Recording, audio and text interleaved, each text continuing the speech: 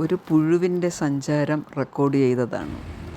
ആദ്യം കണ്ടപ്പോൾ അതെന്തോ ഒരു ചെറിയ അനക്കമൊന്നുമില്ലാത്ത ചെറിയൊരു പൊതി പോലെ തോന്നി. സൂക്ഷിച്ചു നോക്കുമ്പോൾ അതിനകത്ത് അത് സഞ്ചരിക്കുന്നുണ്ട്.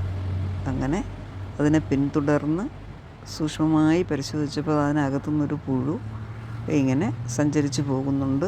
ഈ വലിയ ഒരു ലോഡ് ഇലയും ചെറിയ പുല്ലിൻ്റെ കഷണങ്ങളും ഒക്കെ കൊണ്ടുണ്ടാക്കിയ ഈ ലോഡുമായിട്ട് ഈ പുഴു ഇങ്ങനെ നീങ്ങി പോവുകയാണ്. അപ്പോൾ എന്താണ് അതിൻ്റെ പ്രകൃതിജന്യമായ ഉദ്ദേശമെന്ന് എനിക്ക് മനസ്സിലായില്ല.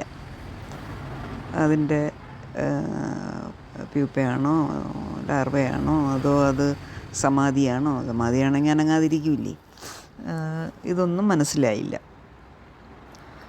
ഏതായാലും അതിൻ്റെ അത്ഭുത സഞ്ചാരവും ജീവിത രീതിയും വളരെ കൗതുകമുള്ളതായിട്ട് തോന്നിയത് കൊണ്ട് ഞാനതിവിടെ